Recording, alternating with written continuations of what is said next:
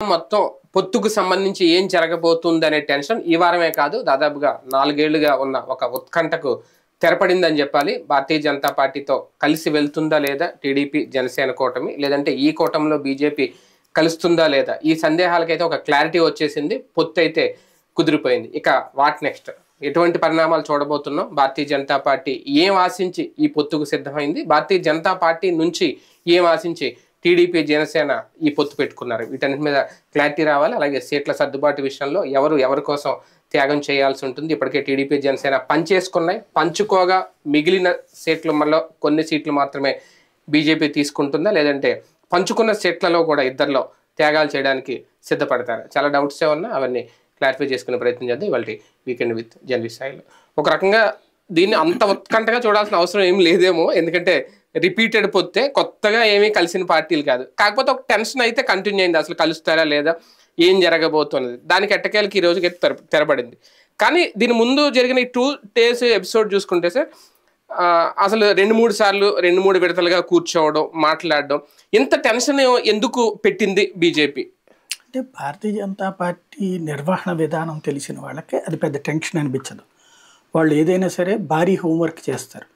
మీరు ఒక్కసారి గతంలో పొత్తుల పరంగా చూసుకున్న ఒక్కొక్క అంశం మీదన సుదీర్ఘమైనటువంటి కసరత్తు ఉంటుంది. ఈవెన్ తెలంగాణలో మొన్నటి ఎన్నికలప్పుడు చూస్తే కూడా ఫస్ట్ రాష్ట్ర వ్యవహారాల ఇన్ఛార్జి, అట్లాగే ఆర్ఎస్ఎస్ సంబంధించిన సంఘటన మంత్రి, అట్లాగే లోకల్గా ఉన్నటువంటి, అంటే వాళ్ళిద్దరూ మామూలుగా కూర్చుంటారు, ఆర్ఎస్ఎస్కి తర్వాత ఇన్వాల్వ్ కాదు, ఆర్ఎస్ఎస్ నుంచి వచ్చిన సంఘటన కార్యదర్శి అంటారు వాళ్ళు, తర్వాత బీజేపీ తరఫున ఇన్ఛార్జిగా వచ్చినటువంటి ప్రకాష్ జవదేకర్, వాళ్ళిద్దరూ కూర్చున్నారు. అప్పుడు సంతోష్ జీ కదా, ఇప్పుడు తెలంగాణ చూసింది, కర్ణాటక చూసింది కూడా, ఆయన ఇక్కడ కూడా చూశారు. ఇప్పుడు ఇక్కడ శివప్రకాష్ సంతోష్ జీనే హైలైట్, టోటల్ దక్షిణాదికి సంతోష్ జీ, శివప్రకాష్ జీ ఆంధ్ర వ్యవహారాలు. అట్లాగా ఒక టీం ఉంటుంది. ఇప్పుడు ఇక్కడ మధుకర్ జీ, శివప్రకాష్ జీ అనేటువంటి వాళ్ళేమో ఇక్కడ వ్యవహారాలు, అట్లాగే సంతోష్ జీ దక్షిణాది. వీళ్ళందరూ కూడా పార్టీ తరపున ఇన్ఛార్జీలతో కూర్చుని మాట్లాడతారు. వీళ్ళు ఏం చేశారు, ముందు పార్టీ అధినాయకత్వం సంతోష్ జీ సూచనల పేరు కంటే అమిత్ షా సంతోష్ జీ చెప్తే సంతోష్ జీ ఇక్కడ ఏం చేయించారు, ప్రతి నియోజకవర్గానికి 3 పేర్ల చొప్పున ఖరారు చేయించారు. ఇక్కడ వాళ్ళందరినీ పిలిపించి మాట్లాడారు, వాళ్ళు ఎంత ఖర్చు పెడతారు, వాళ్ళు ఏ క్యాస్ట్, వాళ్ళ క్యాస్ట్కి అక్కడ ఎన్ని ఓట్లు ఉన్నాయి, ఇట్లాంటివన్నీ లెక్కలు తీశారు.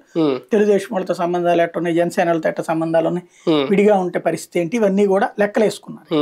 టోటల్గా ఈ ఎజెండా మొత్తం అక్కడికి పట్టుకుపోయారు. ఇది ఒక కసరత్తు ఇక్కడ పూర్తయింది. సెకండ్ కసరత్తు అక్కడికి వెళ్ళాక ఏం చెప్పారు, ఈ మూడిటిలో ఒక్క పేరుని ఫైనల్ చేయమని చెప్పారు. అంటే టోటల్గా రాష్ట్ర వ్యాప్తంగా బీజేపీ సీరియస్గా ఎఫర్ట్ పెడితే ఎన్ని గెలుస్తారు అన్నటువంటి సందర్భం వాళ్ళు లెక్క తీసుకుని ఇవ్వమన్నారు. అక్కడికి వెళ్ళాక ఫస్ట్ ఫేజ్ లో అది జరిగింది. అప్పుడు 175 స్థానాల్లో కూడా 64 స్థానాల్లో మన బలమైనటువంటి శక్తిని ఇవ్వగలం అని చెప్పి, అలాగే పార్లమెంట్ స్థానాల్లో 13 స్థానాల్లో మనం బలమైనటువంటి పోటీ ఇవ్వగలం అని చెప్పేసి అధినాయకత్వానికి రిపోర్ట్ ఇచ్చారు.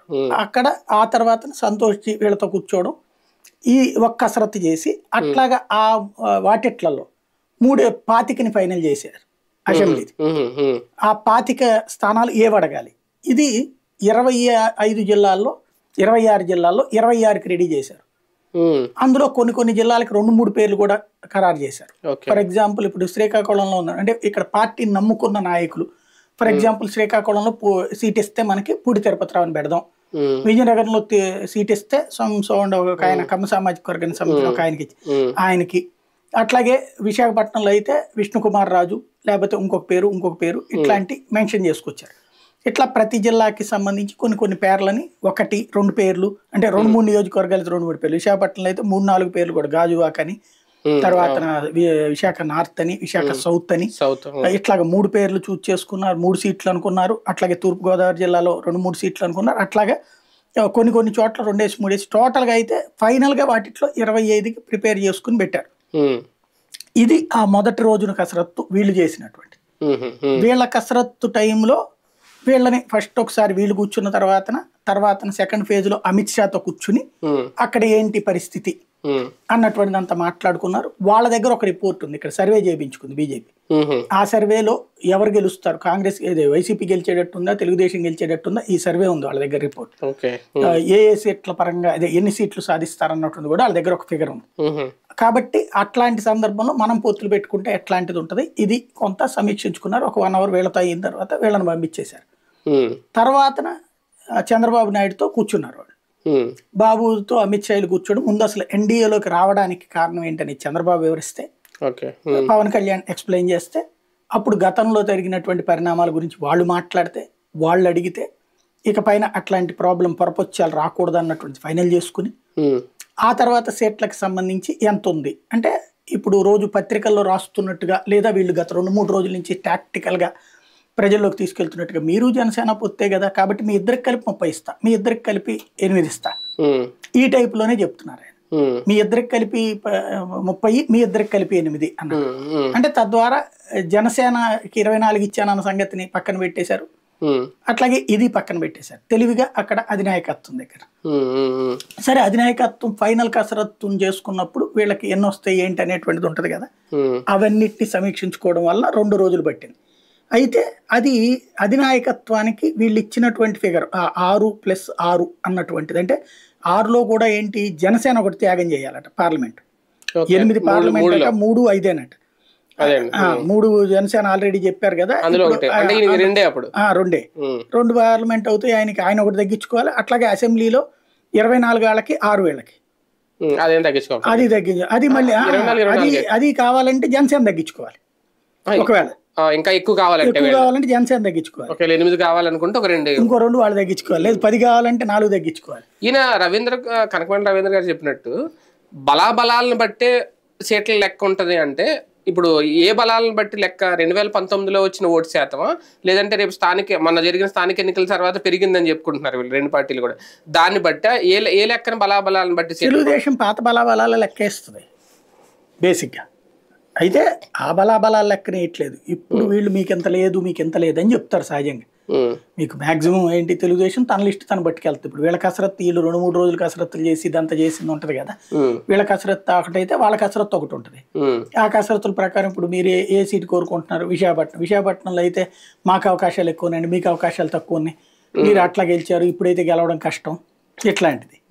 ఇలాగా వేటికయ్యి లెక్కలు బలాబలాలు అనేది లేదు. ఒక రకంగా చెప్పాలంటే ఇప్పుడు చంద్రబాబు ఎలా కోరుకుంటే అట్లాగే పొత్తు జరుగుతుంది. అంటే 175 నియోజకవర్గాల్లో గతంలో వీళ్ళు సాధించిన సీట్ల లెక్క ఓటు శాతాన్ని అన్న పరిగణలో తీసుకున్నారా? జనసేన అసలు బీజేపీని పొత్తులోకే తీసుకోకూడదు కదా ప్రాక్టికల్ గా. అయితే బలాబలాలు ఎవరి లెక్కలు వాళ్ళు చెప్పుకుంటారు, మాకెట్లుంది అనేది. ఫైనల్ గా క్యాస్ట్ ఈక్వేషన్స్ ఇవన్నీ లెక్కలు వస్తాయి. ఇప్పుడు ఇంకోటి భారతీయ జనతా పార్టీని నమ్ముకున్నటువంటి వాళ్ళు అనేది ఒక లెక్క వస్తుంది. అదే సందర్భంలో తనని నమ్ముకుని బీజేపీలోకి వెళ్ళిన వాళ్ళని కాపాడుకు రావాల్సిన బాధ్యత చంద్రబాబుకు ఉంది, వాళ్ళకి లైఫ్ ఇవ్వాల్సిన బాధ్యత. ఇప్పటికీ బీజేపీలో ఉంటూ తనకు అనుకూలంగా పార్టీ నడిపిస్తున్నటువంటి వాళ్ళని నడుపుకు రావాల్సినటువంటి బాధ్యత ఆయనకు ఉంటుంది. బిహైండ్ ద స్క్రీన్ ఒక కసరత్తే చేసి పొత్తుకు ఓకే చెప్పిందా భారతీయ జనతా పార్టీ? ఇందాక మీరు చెప్పినట్టు సర్వేలు ఇవన్నీ ఎవరికి ఎంత ఓటు బ్యాంక్ ఉంది ఇప్పుడు ప్రస్తుతం కరెంట్ సిచ్యువేషన్ అనేది అవన్నీ చూసుకుని ఓకే చెప్పిందా? ఆ కోణంలో నుంచి చెప్పాల. వాస్తవంగా చెప్పాలంటే ఆ కోణంలో అయితే సింగిల్ గానే పోవాలి. వాస్తవంగా సంఘ్ పరివార సంస్థలు అయితే బీజేపీని ఒంటరిగా పోటీ చేయమని చెప్పినాయి. ఈ పొత్తు పెట్టుకోవడం వల్ల చాలా లాస్ అవుతాం మనం అన్నటువంటి. అయితే పొత్తు పెట్టుకోవడానికి ప్రధానమైనటువంటి కారణం నరేంద్ర మోడీ, అమిత్ షాల ఆలోచన. వాళ్ళు ఏంటంటే రేపటి ఎన్నికల తర్వాతన ప్రతిపక్షం అనేటువంటిది నామమాత్రంగా మిగిలిపోవాలని కోరుకుంటున్నారు. చాలా నామమాత్రంగా మిగిలిపోవాలి, ఈ దక్షిణాది ఉత్తరాది లాంటి గొడవలు ఉండకూడదు. టోటల్గా వ్యవహారం అంతా కూడా అంటే కాంగ్రెస్ మిత్రపక్షాలు అనేది పరిమితంగా ఉన్నాయి. అంటే అప్పుడు వీళ్ళు ఏ బిల్లులు పెట్టినా కాదనేది ఉండదు, ఏ నిర్ణయాన్ని తిరస్కరించేది ఉండదు. ఇంకొకటి, ఇప్పుడు ఉన్నటువంటి ఈ సిచ్యుయేషన్లో విధేయత ప్రకటించే వాళ్ళే కానీ తిరుగుబాటు చేసేవాళ్ళు ఉండరు. ఫర్ ఎగ్జాంపుల్ ఒకనాడు వాజ్పేయి టైంలో చంద్రబాబు ఇప్పటికీ చెప్పుకుంటుంటారు కదా, మోడీని ముఖ్యమంత్రిగా తీసేయమన్నాను, అట్లాంటి షరతులు పెట్టేటటువంటి పరిస్థితి లేకుండా ఉండాలి. అట్లాగా ఉన్నవాళ్ళు వీళ్ళందరూ కూడా ఇప్పుడు చంద్రబాబు ఏం షరతు పెడతాడు ఇవాళ, లేకపోతే దేవగౌడ ఏం షరతు పెడతాడు? For example citizenship amendment act bill already ఎప్పుడూ అమలైంది, డేట్ ప్రకటించాలి, ఎలక్షన్ కోడ్ లో ప్రకటిస్తామని ఆల్రెడీ అమిత్ షా చెప్పాడు.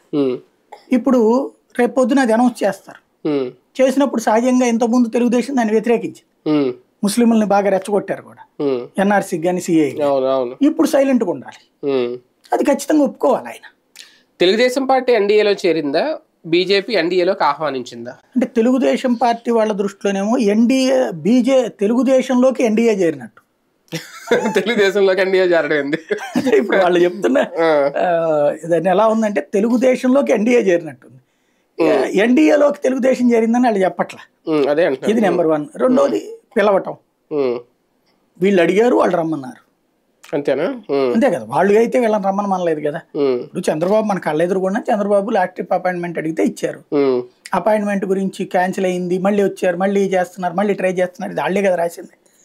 ఆయన అపాయింట్మెంట్ అడిగిన తర్వాత ఇచ్చారు, ఆయన లెక్క ఆయన చెప్పుకొచ్చారు, నేను వచ్చేద్దాం అనుకుంటున్నాను, మీ జట్లోకి వచ్చేద్దాం అనుకుంటున్నాను, నన్ను కూడా ఆడించుకోండి అని చెప్పారు. ఈయన ఆడించుకుంటే ఈయనకు ఉన్నటువంటి బలం ఏంటి అంటే, కబడ్డీ భాషలో చూడాలంటే రైడరా, క్యాచరా, డిఫెన్స్ ఆడతాడా, అఫెన్స్ ఆడతాడా, ఇవన్నీ వాళ్ళు లెక్కలేసుకున్నారు. ఈయన వలన మన జట్టుకి బలమా బలహీనత అన్నది. తర్వాత చూసుకుంటే వాళ్ళ పార్టీకి సంబంధించిన వాళ్ళతో మాట్లాడారు, వాళ్ళ పార్టీ ఇప్పుడు ఆడే జట్టుగా లేదు కాబట్టి అప్పుడు ఆడేవాళ్లలో జట్టును తెచ్చుకుని మనం పక్కన పెట్టుకుంటే 4 సీట్లు వస్తాయి కదా, పోయేదే ఉంది. నెక్స్ట్ ఎలక్షన్లో ఇప్పుడు క్రిందటిసారి కొన్ని రాష్ట్రాల్లో 0 ఉంది. ఫర్ ఎగ్జాంపుల్ ఆంధ్రాలో కావచ్చు, తర్వాత కేరళలో కావచ్చు, తమిళనాడులో కావచ్చు, ఇట్లా 0 ఉన్నది, ఒక్క సీటు కూడా రాలేదు భారతీయ జనతా పార్టీ. నెక్స్ట్ ఎలక్షన్లో ప్రతి రాష్ట్రం నుంచి కూడా భారతీయ జనతా పార్టీ పార్లమెంట్ సభ్యుడు ఉండాలి, ఇది వాళ్ళ ప్లాన్. నరేంద్ర మోడీ, అమిత్ షాల యొక్క ప్రధాన ఉద్దేశం రాష్ట్ర వ్యాప్తంగా కాంగ్రెస్ బలహీనపడిపోవాలి, దేశవ్యాప్తంగా.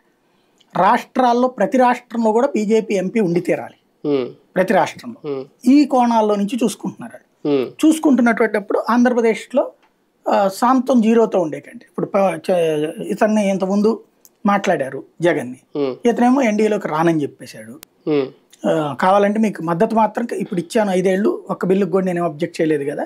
ఇప్పుడు 3 తలాక్ లాంటి వాటికి, ఎన్ఆర్సీలకి, సిఏఏలకు కూడా మద్దతు ఇచ్చింది కదా వైసీపీ. అట్లాగే ఒక్క దాంట్లో కూడా వాళ్ళు వ్యతిరేకించలేదు, విభేదించలేదు, మోడీ గురించి వ్యక్తిగత కామెంట్లు చేయలేదు, లేదా భారతీయ జనతా పార్టీ నిందించింది లేదు. కాబట్టి ఇంతటి సహకారం నేను ఇచ్చాను, అలాగే సహకారం ఇస్తాను అని చెప్పుకొచ్చాడు జగన్మోహన్ రెడ్డి. కావాలంటే ఎన్డీఏలో ప్రభుత్వంలో తర్వాత రమ్మనమంటే చేరతాం కానీ ఇప్పుడు మాత్రం ఎలక్షన్ వద్దని చెప్పి ఎలక్షన్లో ముందు మాత్రం పొత్తొద్దని చెప్పాడు. అదే వీళ్ళైతే అంటే బీజేపీ ఏం కోరుకుంటుంది, కొన్ని సీట్లు గెలవాలని కోరుకుంటుంది. జనసేన వైసీపీ గనక జట్టులోకి చేరి కొన్ని సీట్లు ఇచ్చేటట్టయితే దాన్నే పెట్టుకుంటారు. అందుకు జగన్ అంగీకరించట్లేదు, ఒప్పుకోవట్లేదు. తర్వాత కూడా ప్రచారమే తప్పించి ఆయన చేరతాను ఎన్డీఏలోకి అన్నది మీకు శాశ్వతంగా నేనైతే సపోర్ట్ చేస్తాను కదా అనే రూట్లోనే ఉన్నాడు. దాంతో ఇప్పుడు అతను ఏం చేసుకొచ్చాడు, ఈ కాన్సెప్ట్ తెర మీదగా తీసుకొచ్చుకున్నారు వాళ్ళు. ఎంతో కొంత వస్తాయి కదా. వీళ్ళిద్దరే కలిసిపోయినప్పుడు, ఆల్రెడీ టీడీపీ జనసేన కలిసిపోయినప్పుడు ఒక థర్డ్ ఆల్టర్నేటివ్గా భారతీయ జనతా పార్టీ ఉంటుందేమో, వాళ్ళు కూడా ఒక వాళ్ళ బలం ఏంటో చూపించుకునే అవకాశం ఖచ్చితంగా ఉపయోగించుకుంటారేమో. ఇప్పుడు ఉన్న అవకాశాన్ని వదులుకున్నారని అనుకోవాలా, వచ్చిన అవకాశాన్ని యూటిలైజ్ చేసుకోవడానికే మోడీ షా ద్వయం ఇక్కడ కూడా వాడారు అని అనుకోవాలా? ఇప్పుడు ఇక ఆల్టర్నేటివ్ అన్నటువంటిది రావాలి అంటే రేపటి ఎన్నికల్లో గెలుపోవటంని బట్టి ఉంటుంది. ఇప్పుడు రేపటి ఎన్నికల్లో వీళ్ళు గెలిచేశారనుకోండి, ఇక ఆల్టర్నేటివ్ అనేది ఇంకో 10-15 ఏళ్ల పాటు లేనట్టే. వీళ్ళు గెలిచేస్తారు, తెలుగుదేశం జనసేన కూటమి గెలిస్తారు, రాష్ట్రానికి ఆల్టర్నేటివ్ లేనట్టే. కానీ భారతీయ జనతా పార్టీకి వాళ్ళు కూడా ఉన్న అవకాశాన్ని వదులుకుంటే మళ్ళీ 5 ఏళ్ళ దాకా ఇంకా వాళ్ళ బలం ఏంటి ఎలా చూసుకోగలుగుతారు? అదే చెప్తోంది. రేపటి ఎన్నికల్లో గెలిస్తే, ఈ ముగ్గురు కలిసి గెలిస్తే ఇక ఆల్టర్నేటివ్ ఉండదు, ఇంకెవరికి ఆల్టర్నేటివ్ ఉండదు. ఆల్టర్నేటివ్ ఎవరంటే జగనే, అంతే. అదే గనక ఓడారు అనుకోండి, అప్పుడు ఖచ్చితంగా తర్వాత విభేదాలు వస్తాయి. అప్పుడు ఆల్టర్నేటివ్ ఎదుగు మేము వాళ్ళతో కూడా కలిసాము కానీ ప్రజలు వాళ్ళని అంగీకరించట్లేదు, మమ్మల్ని అంగీకరించండి అని అడగాలి. అంటే అప్పుడు వ్రతం చేయడం ఫలితం దక్కలేదు అన్నట్టు ఉంటది. అది అప్పుడు తర్వాత ఓడిపోతే అంటే వీళ్ళు ముగ్గురు కలిసి చేసుకున్న బీజేపీ తీసుకున్న ఈ నిర్ణయం ఎంతవరకు భారతీయ జనతా పార్టీకి లాభం, ఎంతవరకు నష్టం? భారతీయ జనతా పార్టీకి అయితే ఇప్పుడు వాస్తవంగా ఒక 10 ఏళ్ల రాజకీయ జీవితాన్ని దెబ్బతీసుకున్నట్టు. గెలిస్తే మాత్రం కూటమి గెలిస్తే, ఎందుకంటే వస్తారు ఇప్పుడు ఎవరో వస్తారు మళ్ళీ తెలుగుదేశం పార్టీకి సంబంధించిన అనుభవం ఏది, తెలుగుదేశం అంటే ఇష్టపడేటువంటి నాయకులకే పదవులు వస్తాయి. రేపు ఎమ్మెల్యే ఎంపీలు కూడా తెలుగుదేశాన్ని అభిమానించే ప్రేమించేటటువంటి వాళ్ళకే 90% వస్తాయి. కామినేని శ్రీనివాసు, విష్ణు కుమార్ రాజు, తర్వాత అతని పేరెంట్ సుజనా చౌదరికి అయితే లేదట సీటు, ఎందుకంటే నేను విజయవాడ ఇవ్వడానికి ఒప్పుకోలేదట చంద్రబాబు.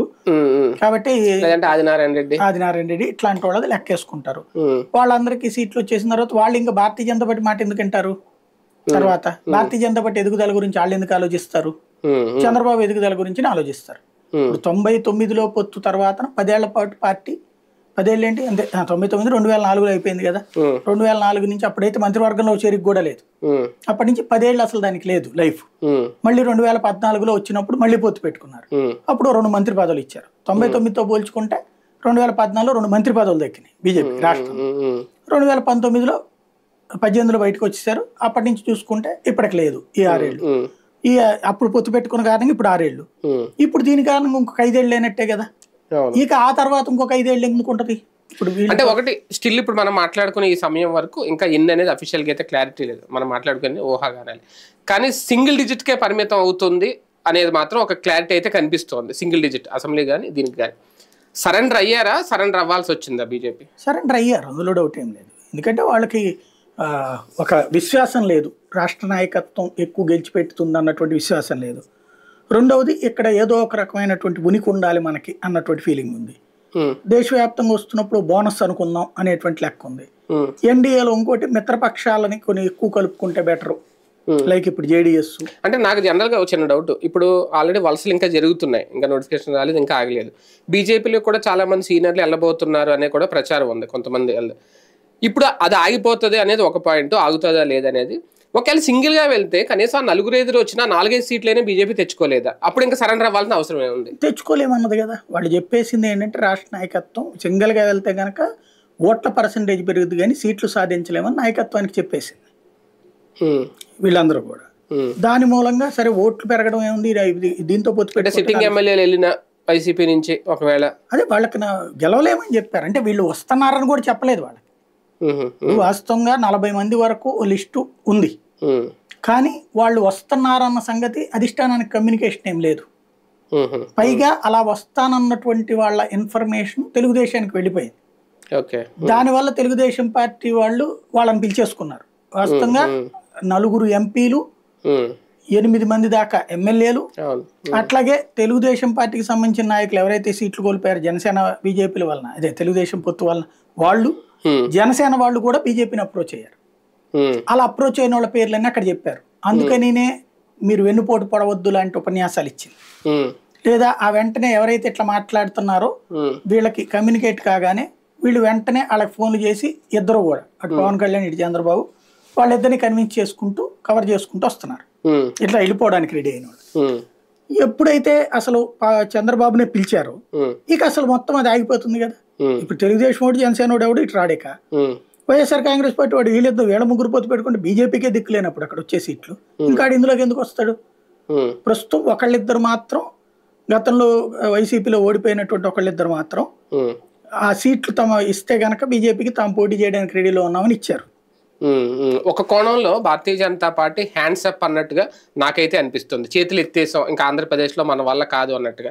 ఆ పరిస్థితి వీళ్ళిద్దరూ ముందుగా కలిసిపోవడం వల్ల వచ్చిందా, ఇంకా వేరే గత్యంతరం లేదు బీజేపీకి అనే పరిస్థితిని వీళ్ళిద్దరూ తీసుకొచ్చి ఈ పొత్తు ఓకే చేసుకున్నారు? పవన్ కళ్యాణ్ చేశాడు ఆ పని. పవన్ కళ్యాణ్ 2020 నుంచి సీరియస్గా ఎఫర్ట్ పెట్టుంటే భారతీయ జనతా పార్టీ జనసేన కలిపి 20-30 గెలుచుకునే స్థాయిలో ఉండేవాళ్ళు.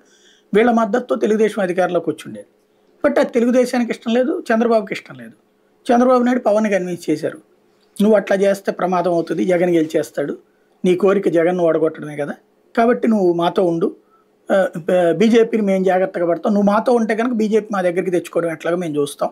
ఆల్రెడీ బీజేపీకి సంబంధించి రాష్ట్ర నాయకులు కొంతమంది అధినాయకత్వంతో గట్టి సంబంధాలతోనే ఉన్నారు. వాళ్ళు క్లియర్గా అక్కడ మనం కనుక పొత్తు పెట్టుకోకపోతే కష్టం అని రోజు చెవిలో జోరేగల్లాగానే మాట్లాడుతూ ఉన్నారు. రాష్ట్ర నాయకత్వాన్ని అడుగుతుంటే విశ్వాసం లేదని మనకు సొంతగా గెలవడం కష్టం, ఓట్లు పెరిగితే కానీ సీట్లు పెరగవండి అంటే వీళ్ళు చెప్పుకొచ్చారు. కాబట్టి వాళ్ళిద్దరిని కలిపేసేసుకుని మాట్లాడుకున్నప్పుడు ఇక అధిష్టానానికి ఏంటి, రాష్ట్ర నాయకత్వం చేతులు ఎత్తేసింది, వాళ్ళు వచ్చి కూర్చుని గెలిపించలేరు కదా ఇక్కడ. ఇంకోటి జనసేన ఎట్లాగో ఆల్రెడీ అవతలకి పోయి ఉన్నది. ఇప్పుడు ఎన్డీఏలో భాగస్వామి పక్షాలని దూరం చేసుకోదలుచుకోలేదు ఒకటి జనసేనని. ఇప్పుడు కనుక ఈ పొత్తొద్దు అనుకుంటే జనసేన దూరం అవుతుంది కదా. మిగతా చోట్లని కొత్తగా యాడ్ చేసుకుంటుంటే ఒకటి తగ్గించుకోవడం ఎందుకు? ప్లస్ మనకి 0 వచ్చేటప్పుడు, ఇప్పుడు మనకి 0 నుంచి ప్రారంభం అవుతున్నాం, ఎన్ని వస్తే అని బోనస్సే కదా. ఎమ్మెల్యేలైనా బోనస్, ఎంపీలైనా బోనస్సే కదా. అది గెలిపించే బాధ్యత కూడా చంద్రబాబుకి అప్పచెప్తే బాలా. ఇప్పుడు చంద్రబాబు మనుషులే బీజేపీ జెండా పేరుతో గెలుస్తారు, లేదా బీజేపీలోని చంద్రబాబుని అభిమానించే వాళ్ళే గెలిచారనుకోండి, అది చంద్రబాబు గెలిపించుకున్నాడు అనుకోండి, తద్వారా బీజేపీ సింబల్తో కొన్ని సీట్లు వస్తాయి కదా. అది బీజేపీ భవిష్యత్ అవసరాల దృష్ట్యా ఈ పొత్తు పెట్టుకుంది అనేది ఒకటి. ఆల్రెడీ 2019లో 22 ఎంపీ స్థానాలు వైసీపీకి వచ్చేసినాయి. ఇప్పుడు ఆ YCP support కోల్పోదా Bharatiya Janata party? రేపొద్దున వేళలో టార్గెట్ మొన్న అన్నట్టు పోయిన 370 రావాలనో మోడీ గారు అన్నట్టు, లేదు అంతకు మించి ఎక్కువ రావాలనే ఉద్దేశంతో అది భవిష్యత్ దృష్టిలో పెట్టుకుని ఈ పొత్తు పెట్టుకున్నారు అంటే అది ఎంతవరకు కలిసి వస్తుంది? బేసిక్గా భారతీయ జనతా పార్టీకి ఒక ధైర్యం, ఆంధ్రాలో అధికారంలో ఉన్నాడైనా ప్రతిపక్షంలో ఉన్నాడైనా మన మాట ఏంటాడు సచ్చినట్టు అన్నటువంటి, వాళ్ళకున్న కేసుల రీత్యా కావచ్చు, వాళ్ళకు ఉన్నటువంటి కుంభకోణాల రీత్యా కావచ్చు, లేకపోతే వాళ్ళకి రాష్ట్రంలో ఉన్నటువంటి ఆర్థిక పరిస్థితుల రీత్యా కానీ తమ మీద డిపెండ్ అవ్వక తప్పదు. ఇప్పుడు జగన్ ఎక్కడికి పోతాడు? ఇప్పుడు క్రిందటిసారి జగన్ అంటే మొన్నటి వరకు తటస్థంగా ఉన్నప్పుడు ఇచ్చే సపోర్ట్ వేరు, ఇప్పుడు ప్రత్యర్థితో కలిసిపోయినప్పుడు ఇచ్చే సపోర్ట్కి డిఫరెన్స్ ఉంటుందా? అసలు సపోర్ట్ ఉంటుందా? తెలుగుదేశం పార్టీ క్రిందటిసారి మరి ప్రత్యర్థిగా ఎందుకు మద్దతు ఇచ్చింది? ఎప్పుడు 2014లోనే? 19 నుంచి. 19లో ఎవరికి తర్వాత ఎన్డీఏకే సపోర్ట్ చేసుకొచ్చింది కదా. అది అన్అఫీషియల్ సపోర్ట్ కదా. అఫీషియల్ ఏముంది దాంట్లో? అఫీషియల్ గా సపోర్ట్ చేసింది. ఇప్పుడు ఇది అఫీషియల్ సపోర్ట్, ప్రతి బిల్లుకి అఫీషియల్ సపోర్ట్ చేసింది కదా దాంట్లో. అట్లాగే ఉంటది. ఇప్పుడు పొత్తులో లేరు కదా, అప్పుడు 2019 తర్వాత పొత్తులో లేరు. ఇప్పుడు వైసీపీ జగన్ వాళ్ళు ఒకటేనే కదా రోజు చెప్తూ వచ్చింది, మరి చెప్తా వచ్చి కూడా మద్దతు ఇచ్చిందిగా సచ్చినట్టు. వాళ్ళు మీరిద్దరు కలిసి ఉన్నారు కాబట్టి నేను వెళ్ళిపోతాను, నేను కాంగ్రెస్ తోనే ఉన్నది అంటే వీళ్ళ దగ్గర 3 ఎంపీలతో మద్దతు ఇచ్చిన అది పెద్ద ఏముంది, వస్తే అన్నిటితో మద్దతు ఇస్తారు సచ్చినట్టు. 3 అనేది కాదు లెక్కనైతే, పార్లమెంట్ లో రాజ్యసభలో అప్పుడు వీళ్ళకంటే వాళ్ళకి ఎక్కువ ఉన్నాయి కదా 6 సీట్లు. అప్పుడు కూడా 4 పంపించి సపోర్టే చేసింది కానీ యువతలు రాలేదు కదా. చంద్రబాబు అయినా జగన్ అయినా సరే తమ మాట వింటారు, తాము చెప్పినట్టు నడుచుకుంటారు, ఒకళ్ళనొకళ్ళు నాశనం చేసుకోవాలనుకుంటారు కాబట్టి మూడో వ్యక్తి ఇంకోటి పెద్దన్న పాత్ర వీళ్ళు పోషించేది కాబట్టి ఒకళ్ళ కోరికని కోరకు ఇంకొకళ్ళకి చరణాకోలతో 2 బాతుతారు. అంటే ఇప్పుడు అదేదో 2 ఫ్రెండ్స్ కలిసి అర్జెంటుగా ఏదైనా సాధించాలని తపస్సు చేశారట. దేవుడు ప్రత్యక్షమయ్యి అడిగాడట, నీకేం కావాలి అంటే, అవతలోడి దగ్గరికి వెళ్ళి రాసావు నువ్వు, వాడిని అడుగు, వాడు ఏది కోరుకుంటే దానికి డబ్బులు ఇయ్యని అడిగాడట. అప్పుడు అవతలోడి దగ్గరికి వెళ్ళాడట దేవుడు, నీకేం కావాలంటే ఆడేం అడిగాడు స్వామి అన్నాడు. నువ్వేదో కోరితే అది డబ్బులు అడిగాడు అన్నాడట. అప్పుడు సాధారణంగా దేవుడు ఇతనికి ఏం కావాలి, అరే నాకు 100 వస్తే అడిగి 200 వస్తాయి కదా, బాగుపడాలన్న కోరిక కంటే కూడా నాకంటే డబ్బులు బాగుపడతాడు కదా, అందుకని నాకు ఒక కన్ను తీసేసాము అన్నాడు. ఇప్పుడు వీళ్ళిద్దరూ చేస్తున్నది జగను బాబుని నాశనం చేయాలని, బాబు జగన్ నాశనం చేయాలని వీళ్ళిద్దరు తలకాయలు తీసుకెళ్లి బీజేపీకి అప్పచెప్పేశారు. కాబట్టి వాళ్ళకి ఏ భయం లేదు. ఇక్కడ ఇప్పుడు వచ్చేది బోనస్, వాళ్ళకి పోయేదేం లేదు. రాష్ట్ర నాయకత్వం ఎదగాలని లేదు. రాష్ట్ర నాయకత్వం ఎదిగేటటువంటి పరిస్థితుల్లో తెచ్చుకుని ఉంటే అసలు ఈ గొడవ ఉండేది కాదు. తెచ్చుకోవాలన్న ఆలోచన లేనటువంటి వాళ్ళ నాయకులుగా పెట్టించారు కదా వాళ్ళే. ఇప్పుడు బేసిక్ గా ఏంటంటే తెలుగుదేశానికి ఒక బలమైనటువంటి ల్యాబీ ఉంటుంది. ఈ ల్యాబీ ఎంత స్ట్రాంగ్ అంటే అమిత్ షా గదిలోకి వెళ్ళగలదు, మోడీ దగ్గరికి తమ ఆలోచన వెళ్ళేటట్టు చేయగలదు. అది డైరెక్ట్ గా చేయరు, డబ్బులు తీసుకున్నట్లా కాదు. ఇప్పుడు ఎట్లా ఉంటదంటే, మన ఇద్దరు మాట్లాడుకుంటున్నాం, మీ మీద ఒక ప్రభావం రావాలంటే మీతో ఫ్రెండ్షిప్ చేసేటటువంటి ఒక 2-3తో ఏంది అతను అట్ట మాట్లాడుతుంటాడు, ఇట్ట మాట్లాడమను అంటా ఉంటే, ఈ మీ ఫ్రెండ్ కి టిఫిన్ పెట్టించో మందు పోయించినో అతను మిమ్మల్ని ఇన్ఫ్లుయెన్స్ చేయగలిగిన వ్యక్తిని వాళ్ళు పడతారు. అతని ద్వారా మీకు చెప్పిస్తే మీ చేత క్వశ్చన్స్ రివర్సల్ వేయించారనుకోండి, అప్పుడు నేను మాట్లాడేటప్పుడు ఆన్సర్ రివర్సల్ అయిపోతుంది, మొత్తం వాళ్ళు కోరుకున్నట్టు జరగట్లేదు. ఇది ఒక మైండ్ గేమ్. ఆ మైండ్ గేమ్ లో 40 ఏళ్ల రాజకీయ అనుభవం ఉన్నటువంటి చంద్రబాబు, 40 ఏళ్ల ఎక్స్పీరియన్స్ ఉన్నటువంటి తెలుగుదేశం ఆరితేరిపోయింది. జగన్ కూడా అది సాధ్యం కాదు. జగన్ డైరెక్ట్ గా సూటిగా ఉంటది, సార్ నాకు ఇది కావాలి, మీకు నేను ఇది చేస్తా, ఎట్టుంటది జగన్. వీళ్ళది అట్లా కాదు. ముందు వీళ్ళు వెళ్లే ముందే ఒక దాన్ని ఏమంటారంటే, ఒక మనం మంత్రి గారు వెళ్ళేటప్పుడు ఆయనకు విలువ పెరగాలంటే ముందుగానే మంత్రి గారు వస్తున్నారు, తప్పుకోండి అని హడావిడి చేయాలి. అప్పుడు ఆ ప్రాంతం అంతా ఎలర్ట్ అవుతారు, ఈ నెలగానే అందరూ నమస్కారం పెడతారు. అట్లాగా తెలుగుదేశం ఆ ప్లాట్ఫామ్ ను ముందు ప్రిపేర్ చేసుకుంది. ఇప్పుడు వైసీపీలో బీజేపీలో చేరినటువంటి 3-4 కూడా, 3-4 ఏంటి మొత్తం దగ్గర 9 మందో 10 మందో ఎంపీలో అప్పుడు 4. టోటల్ గా ఈ చేరినటువంటి వాళ్ళ పని ఏంటి అక్కడ, ఎప్పటికప్పుడు అబ్బా అసలు బాగుంటే మీకు ఎలా కావాలంటే అట్లా చేసి పెట్టేవాడండి. వాడు మళ్ళీ ఆ షరతు ఈ షరతు పెడతా ఉంటాడు. అట్లాగే బాబు అయితే బెటర్ అండి, బాబు అయితే బెటర్ అండి అన్నటువంటిది అక్కడ ఉన్న పెద్ద టీంలో కమ్యూనికేట్ చేసుకుంటూ వెళ్ళారు. రెండవది, ఇక్కడ బీజేపీ అంటే పడిసచ్చే లేదా బీజేపీ అంటే ప్రాణంగా ఉన్నటువంటి నాయకుల మీదన వైసీపీ డబ్బులు తీసుకుని చేస్తారండి వాళ్ళు, జగన్ డబ్బులు ఇచ్చి కొంటున్నాడండి వాళ్ళని, వాళ్ళు వైసీపీ మనుషులండి, ఇట్లాగా జగన్ ఎవరిని కొండో బీజేపీ వాళ్ళని అసలు పట్టించుకోడు. రాష్ట్ర నాయకత్వం మోడీతోనే పని ఉంటే ఎవరిని పట్టించుకుంటాడు ఆయన? లేదు. కానీ తెలుగుదేశాన్ని ప్రశ్నించే వాళ్ళు లేదా బీజేపీని ఎదగాలనుకునేటటువంటి వాళ్ళ మీద వైసీపీ ముద్ర వేసేసారు వాళ్ళు. తద్వారా వాళ్ళని పక్కన పెట్టించారు జాగ్రత్తగా. వాళ్ళని పక్కన పెట్టించి తెలుగుదేశం ఫ్లేవర్ ఉన్నటువంటి వాళ్ళు కరెక్ట్ అయిన వాళ్ళు అన్నటువంటిది మొదటి ఫేజ్ లో చేంజ్కి వచ్చేసారు. కాబట్టి ఇప్పుడు అక్కడ కథ ఏం నడుస్తుంది ఓవరాల్ గా? తెలుగు ఏదో ఒకటి అసలు ఏమీ లేని దానికంటే దేశవ్యాప్తంగా ప్రతి రాష్ట్రంలో మనకు కావాలనుకుంటున్నాం. ఆంధ్రలో కూడా ఒక 6 డజన్ దాకా వస్తున్నాయి. ఎప్పుడు రావాలా? ఇదివరకు ఆ టైంలో 2014లోనే ఇవ్వాల 6, అప్పుడు ఇచ్చింది 4 కదా. దాంతో పోల్చుకుంటే 6 వచ్చినాయి. ఎమ్మెల్యే సీట్లు తగ్గించుకున్నాం. ఇప్పుడు ఎట్లా తగ్గించుకున్నారంటే ఒక రకంగా చెప్పాలంటే పవన్ కళ్యాణ్ గారి మ్యాక్స్ అది. మొన్న ఆయన కనుక 3 ఎంపీలు వచ్చినాయి అంటే 21 అన్నట్టు. ఇప్పుడు వీళ్ళకి ఎమ్మెల్యేలు క్రిందసారి 13 ఇచ్చారు. ఇప్పుడు 6కి తగ్గించుకున్నారంటే మనం ఒక ఎంపీ సీట్ తగ్గించుకున్నాం అనుకుంటే పోలా, అంతే. అట్లా ఉందని పెద్ద నష్టం కాదు. భారతీయ జనతా పార్టీ ఇప్పటికే 175 స్థానాల్లో లిస్టు ఫైనల్ అయితే చేసుకుంది. ఒక్కొక్క స్థానం నుంచి 3 అయితే ఉన్నారు అనేది మనకి. టీడీపీ జనసేన లాగా రేపు బీజేపీలో కూడా అసంతృప్తులు, నిరసనలు, రోడ్డెక్కే కార్యక్రమాలు ఇటువంటి ఏమైనా చూడబోతున్నాం? పెద్దగా ఉండదు అక్కడ. బీజేపీలో మాక్సిమం పార్టీ లాయలిస్టులు ఎక్కువ ఉంటారు. ఇంకోటి ఆప్షన్ లేదు కదా. ఇప్పుడు జాతీయ స్థాయిలో ప్రభుత్వం వస్తుందని నమ్మకం ఉంది, ఏదైనా వస్తే చూసుకోవచ్చు అనేటువంటి రూట్ లో ఉంటారు. అంతేగాని ఆప్షన్ లేదు, రెండవ ఆప్షన్. అందువల్ల ఖచ్చితంగా ఉండాల్సిందే.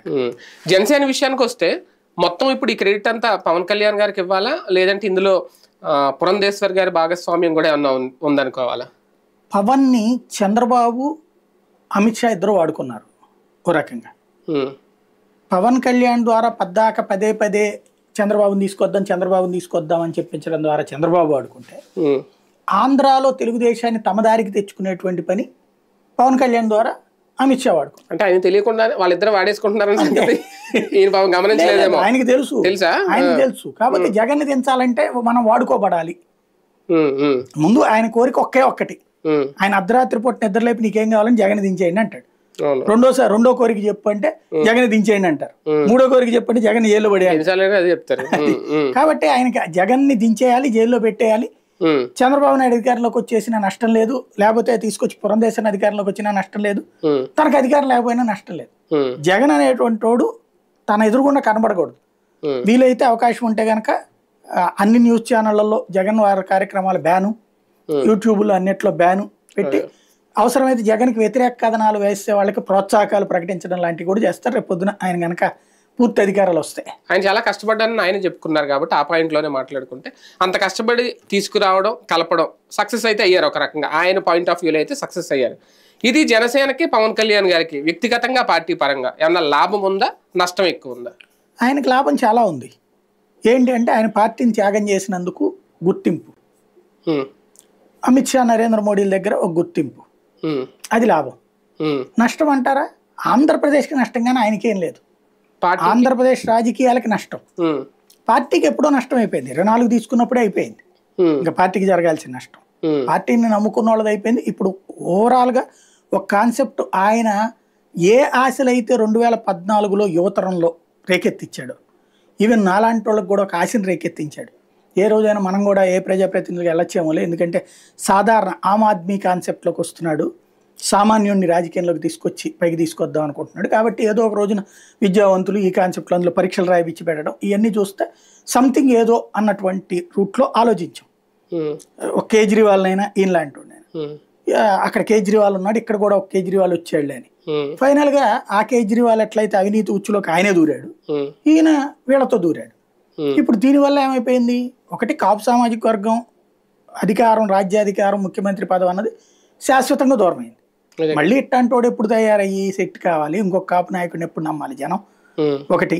రెండోది ఈయన కాకుడు అనేటువంటిది తెలిపింది. ఇప్పుడు ఫర్ ఎగ్జాంపుల్ ఆయన భాషలోనే చెప్పాలంటే 2 సార్లకి ముఖ్యమంత్రి పదవి ఇదే వాళ్ళతో పొత్తుంటే 2 సార్లు వదులుకున్నట్టే కదా. ఇంకోటి తెలుగుదేశం జీవితంలో ఈయన్ని ముఖ్యమంత్రిగా ఒప్పుకుంటుందా? నథింగ్ కదా. పోనీ ఈయన ఒక 50 100 సాధించి తెలుగుదేశాన్ని ముఖ్యమంత్రి పదవి నాకు మద్దతు అని అడిగే స్థాయిలో ఈయన ఉంటాడా? ఈయన రాజకీయం ఇప్పుడే జాతకానోడు ఇంకేం చేయగలుగుతాడు? జనసేన బీజేపీని కలిపే చూసారా ఈ పొత్తులో? జనసేన వేరు బీజేపీ వేరు అన్నట్టుగా చూసుకుని పొత్తులే అన్న అదే సీట్లు పంపకాలు కానీ చర్చలు కానీ జరిగాయి. ముందైతే జనసేన సీట్లు జనం మీరిద్దరు ఇచ్చేసుకున్నారు కదా, మా సీట్లు మాకేంటని మాట్లాడారు. అందుకే 25 లిస్టుతో రెడీ అయ్యారు వాళ్ళు. 12 ఎంపీ, 25 అసెంబ్లీ, తర్వాతన 8 పార్లమెంటు, 25 అసెంబ్లీలకి వాళ్ళు ప్రిపేర్డ్గా ఉన్నారు. తర్వాత ఈయనేంటి జనసేన వలన మేము కాబట్టి మీ ఇద్దరికి కలిపి 30, మీ ఇద్దరికి కలిపి 10, ఇదే మీ ఇద్దరికి కలిపి 8 అన్నటువంటి రూట్లో తీసుకొచ్చారు. వాళ్ళకి ఇక ఆల్టర్నేటివ్ కనిపించలే, వద్దు పో అని చెప్పలేకపోయారు. నోటి దగ్గరకు ఓ ముద్ద వచ్చింది, ఎందుకు పోగొట్టుకోవడం అనే రూట్లోకి వచ్చారు. ఫైనల్ గా ఓకే చెప్పారు. అంటే చంద్రబాబు గారు కూడా ఇక్కడ ఆయన చాణక్యాన్ని ఉపయోగించారా? మొన్న 24 ఇచ్చి ఆల్రెడీ ఈయన ఎన్డీఏలో భాగస్వామిగా ఉన్నారు కాబట్టి ఎన్డీఏకి అదే బీజేపీ జనసేన ఉమ్మడిగానే ఈ సీట్లు అని ఆ లెక్క అన్న చూపించారా? అందుకే తగ్గినయ్య. చంద్రబాబు నాయుడు చాణక్యం అది కాదు, ముందుగానే సీట్లు అనౌన్స్ చేయడం ద్వారా భారతీయ జనతా పార్టీ మీద ఒత్తిడి తెచ్చారు. అవునా? మీరు పొత్తు పెట్టుకోకపోతే కనుక ఉండదు అన్నటువంటి, మేము పొత్తు ఇక మీకు అవకాశం ఉండదు అన్నటువంటి. రెండవది ఏం చేశారు, పొత్తుకు ఆల్రెడీ అనౌన్స్ చేసినటువంటి సీట్లు పవన్ కళ్యాణే 24 తీసుకు సర్దుకుంటే మీరేంటి ఇక్కడ అన్నటువంటి ఒక సైకలాజికల్ ప్రెషర్ తేగలిగారు. పవన్ కళ్యాణ్ కరిష్మాటిక్ లీడరే 24 దగ్గర కమిట్ అయినప్పుడు మీకేముంది ఇంకెక్కడ? 1% ఉన్నటువంటి వాళ్ళు అయితే గీత ఇంకో 2% పెరుగుతారు, అంతకు మించి ఏముంటది? కాబట్టి ఇచ్చింది ఎందుకు తీసుకోలేరు అన్నటువంటి. ఇంకోటి ఇక మిగిలింది 57 మీరు ఇది కూడా తీసుకోపోతే ఎట్లా అన్నటువంటి, దానికి కూడా ఇప్పుడు ఒప్పుకోవాల్సి వచ్చింది. కేంద్రంలో వేరే ఆల్టర్నేటివ్ లేదు కాబట్టి భారతీయ జనతా పార్టీతో ఇప్పుడు పొత్తు పెట్టుకుంటే ఒకవేళ రేపు పొద్దున టీడీపీ జనసేన బీజేపీ కూడా అధికారంలోకి రాకపోయినా ఉండే ప్రయోజనాలను ఏమన్నా మీరు వీళ్ళు ముందుగానే ఊహించి పొత్తు అని పెట్టుకుంటారు? అధికారంలోకి రాకుండా ఉండాలని ఊహించుకోరు కదా, వస్తామనే ఊహించుకున్నారు ముగ్గురు కలిస్తే.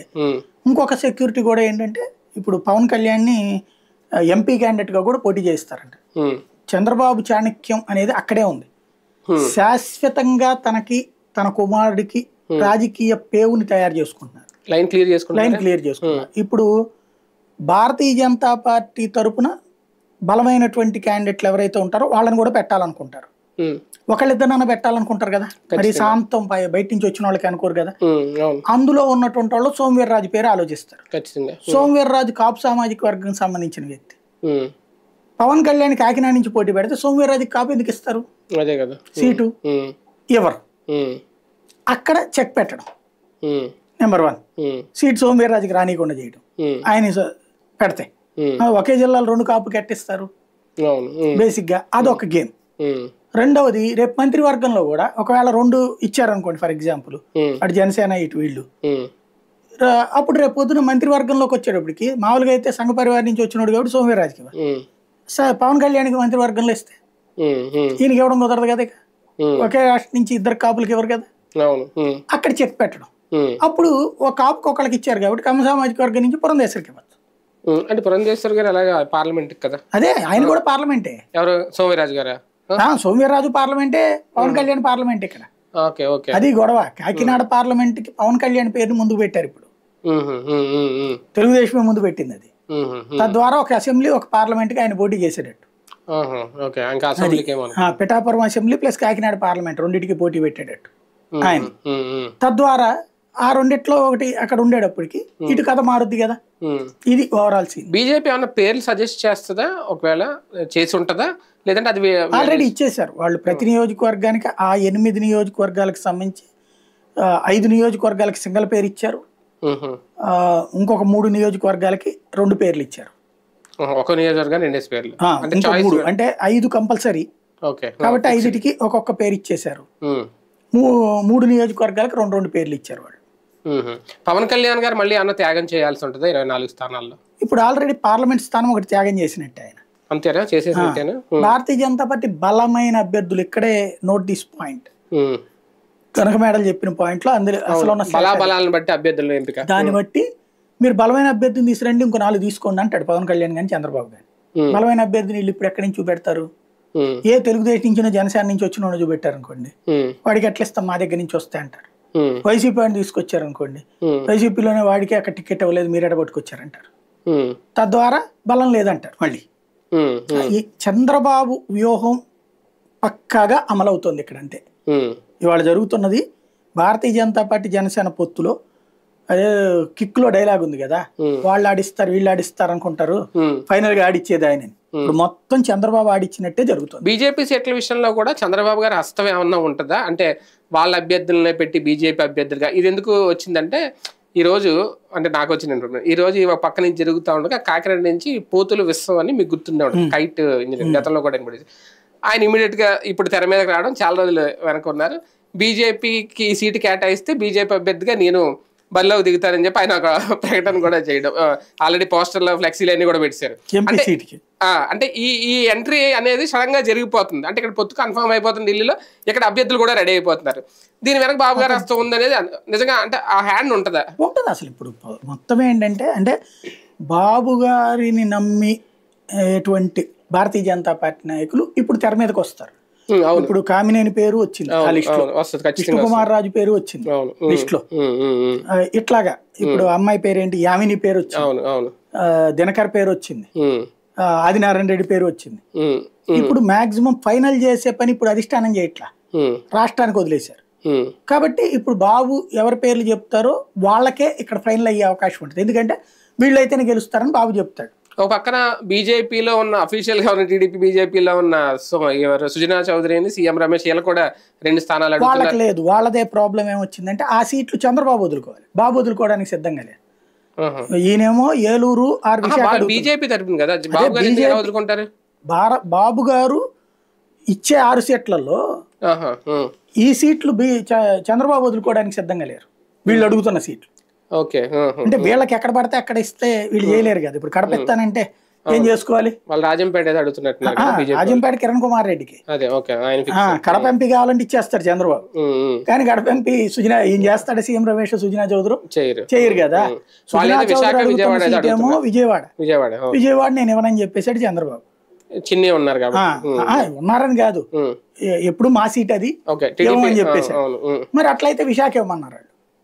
విశాఖపట్నం వచ్చేటప్పటికి పురంధేశ్వరి పోటీకి దిగాలి లెక్క ప్రకారం, కానీ మా కుటుంబంలో ప్రాబ్లం వస్తుందని చెప్పింది ఆవిడ.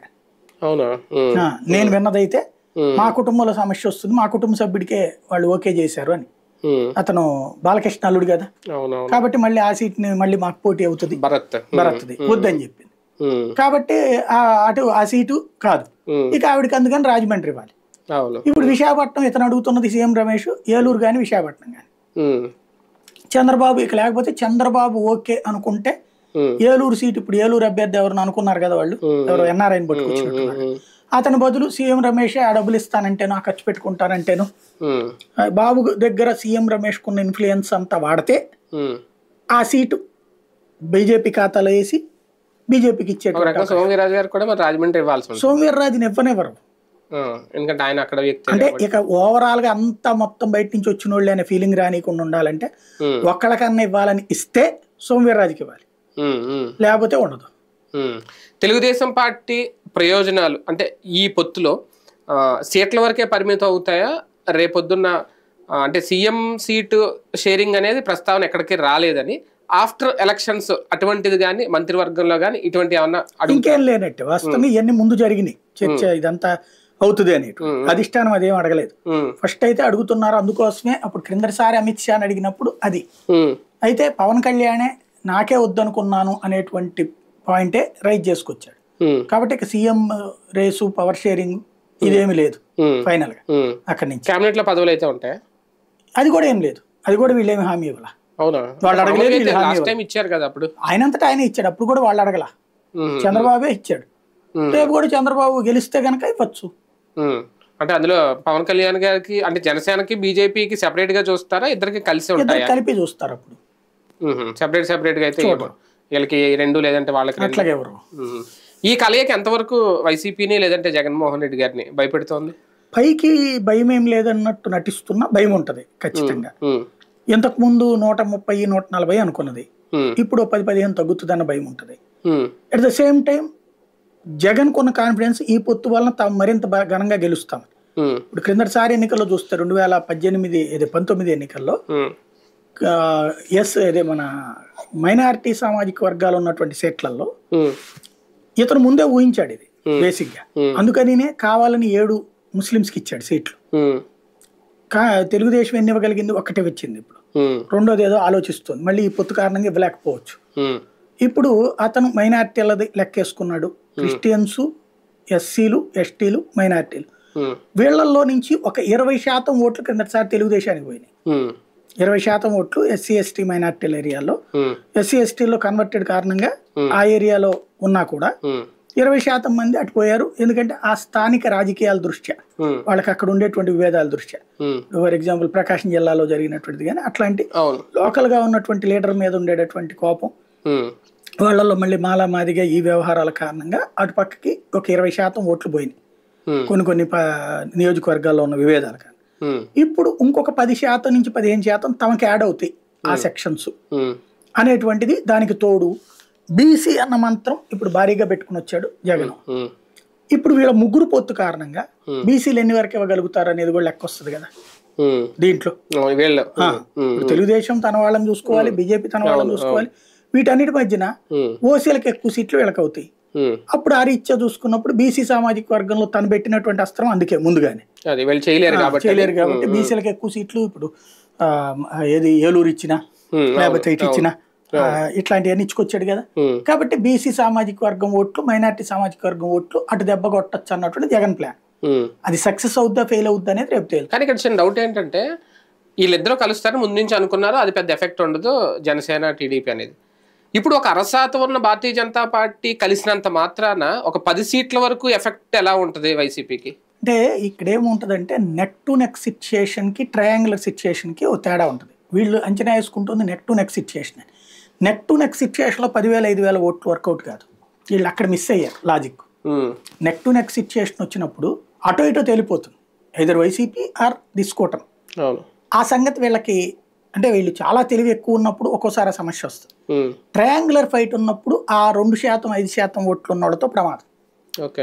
అప్పుడేంటి 5,000 ఓట్లతో 3,000 ఓట్లతో ఓడిపోయి ఉంటాయి, అవి కంట్రోల్ అవుతాయి. ఇప్పుడు వీళ్ళ ఆలోచన ఏ కోణంలో ఉందంటే, నా దాదాపు 40-45 నియోజకవర్గాల్లో గతంలో ఎప్పుడు గెలవలేదు తెలుగుదేశం పార్టీ. రాయలసీమలో కావచ్చు, నెల్లూరు జిల్లాలో కావచ్చు, ఇట్లాంటి బాగా స్ట్రగుల్ ఉన్నాయి. అలాంటి చోట్లన ఇటు పవన్ కళ్యాణ్ వల్ల ఒక 10,000 ఓట్లు వచ్చి వీళ్ళ వల్ల 2-3,000 ఓట్లు వస్తాయి. నెక్ టు నెక్ సిచ్యుయేషన్లో ఈ 45 చోట్ల కూడా ఓ 10-15 మనం గెలవచ్చు. క్రిందసారి అప్పుడు 2014లో వచ్చినట్టు అప్పుడు 102 ఉంది కదా, ఇప్పుడు ఈ పొత్తు వలన ఇంకో 10 సీట్లు వస్తాయి అనేటువంటిది అంచనా వాళ్ళు వేసుకుంటున్నారు. టీడీపీ కోల్పోయే ఓటు బ్యాంక్ శాతం ఎంత బీజేపీతో కలవడం వల్ల? ఎందుకు అంటే కొంతమంది అంటుంటారు విద్యావంతులు లేదంటే మేధావులు ఇలాంటి వాళ్ళు బాగా ఎక్కువ ఆలోచిస్తారు, రాష్ట్రానికి అన్యాయం చేసింది భారతీయ జనతా పార్టీ ఒక హోదా విషయంలో కానీ విభజన పంపకాల విషయంలో కానీ, వీళ్ళందరూ ఖచ్చితంగా ఆ ఓటు బ్యాంకు ఎలాగా జగన్కి వెళ్దు వైసీపీకి వెళ్దు అది ఖచ్చితంగా టీడీపీకి వస్తుందని లెక్కలేసుకున్న నేపథ్యంలో ఇప్పుడు బీజేపీతో కలవడంతో వాళ్ళు ఖచ్చితంగా వ్యతిరేకించరా, ఆ ఓటు బ్యాంకు ఇటు బీజేపీకి వెళ్ళక ఇటు టీడీపీకి వెళ్ళక ఏ నోటాక పోతుందేమో అనేది. అది ఎంతవరకు సీన్ ఏముండదండి, అవన్నీ ఊహాజనితం తప్పించి ఏముండదు. ఇప్పుడు ఈ చదువుకున్నటువంటి వాళ్ళు అందరూ చదువుకున్న వాళ్ళే, వీళ్ళకి తెలుగుదేశానికి ఉన్నోళ్ళు చదువుకున్న వాళ్ళే, వైసీపీకి ఉన్నోళ్ళు చదువుకున్న వాళ్ళే.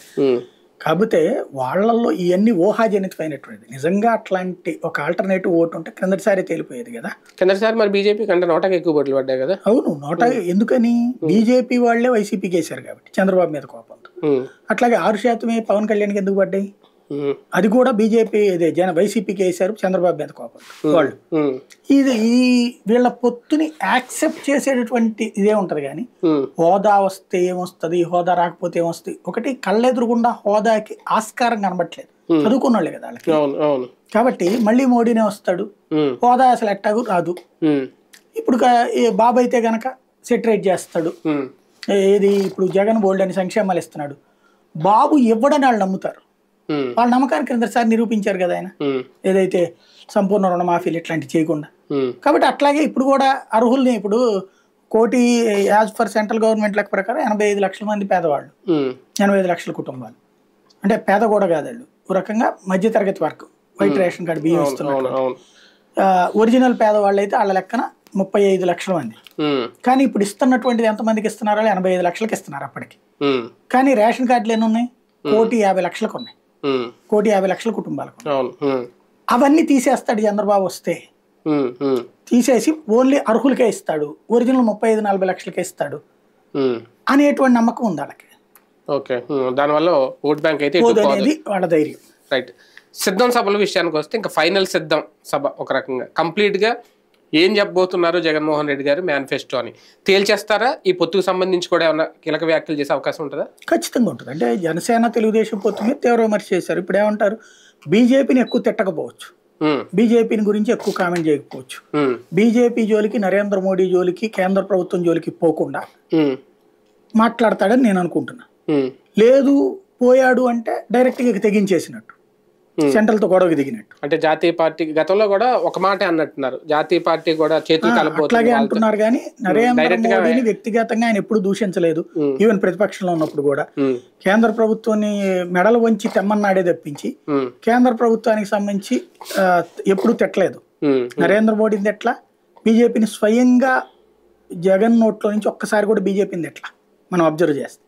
ఈ రోజు వరకు బీజేపీని తను ప్రతిపక్షంలో ఉన్న అధికారంలోకి వచ్చిన బీజేపీని కానీ నరేంద్ర మోడీని కానీ ఒక్క కామెంట్ కూడా చేయలే అతను. కేంద్ర ప్రభుత్వాన్ని కూడా విమర్శించలే ఏ రోజు కూడా.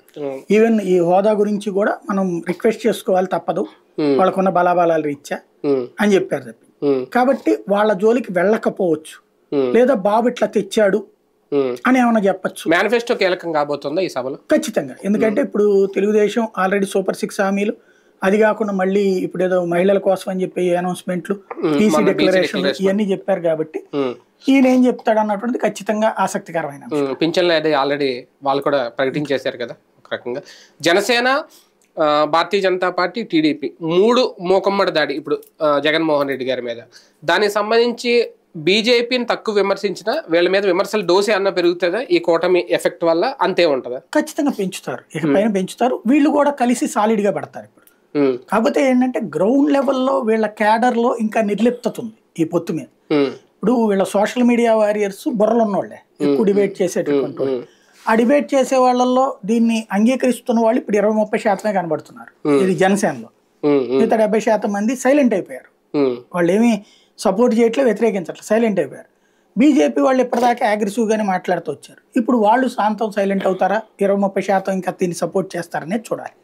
దాన్ని బట్టి కథ ఉంటుంది. అంటే కేంద్రం సపోర్ట్ ఇప్పుడు వచ్చింది ఆటోమేటిక్గా ఈ కూటమికి. రేపొద్దున రాజధాని విషయంలోనే ఇంకో విషయంలో కానీ బలమైన హామీలు వాళ్ళు 17వ తేదీన అనుకుంటా కదా చిలకలూరుపేటలో వాళ్ళ సభ, ఫైనల్ సభ. వీళ్ళది ఆల్రెడీ 10వ తేదీనే ఫైనల్ సభ. దాని గురించి అన్న మాట్లాడతారా? చెప్తారు, అమరావతి రాజధాని కేంద్రం కూడా కలిసిపోయింది కదా మనమే అంటారు, ఏముంది అందులో. మళ్ళీ ఆ ముక్క చెప్తారు, ప్రపంచ స్థాయి రాజధానిగా తీసుకెళ్తామని చెప్పేసి. అది ఎలాగనేటువంటిది అది మోడీ వచ్చేసాడు కాబట్టి అంటారు. రేపు పొద్దున అవ్వలేదు అనుకోండి మోడీ వల్ల అని చెప్తారు. కిందసారి ఎట్లాగైతే మోడీ చేయకపోవడం వల్ల అమరావతి చేయలేకపోయామని చెప్పారు, మళ్ళీ చెప్తారు అట్లాగంతే. రైట్, చూద్దాం. మొత్తం దాదాపుగా ఒక క్లారిటీ అయితే వచ్చింది ఈ వారంలో. పొత్తులకు సంబంధించి ముగ్గురు కలిసే వెళ్ళబోతున్నారు, కలిసే వెళ్తున్నారు. అలాగే జగన్మోహన్ రెడ్డి గారికి ఇంకా ఒకటే ప్రత్యర్థి కూటమి, 2 కూటములు అనుకుంటా. అక్కడ కాంగ్రెస్ కమ్యూనిస్టులు ఒక కూటమి కదా, వీళ్ళు ఒక కూటమి. ఎంతవరకు నెగ్గికి రాగలరు? సిద్ధం సభలో జగన్మోహన్ రెడ్డి గారు ఇచ్చే హామీలు, మేనిఫెస్టో ఎంతవరకు ప్రజల్ని ఇటువైపు మౌల్డ్ చేస్తుంది? ఇవన్నీ వేచి చూడాల్సిన అంశాలు. ఇది వాళ్ళకి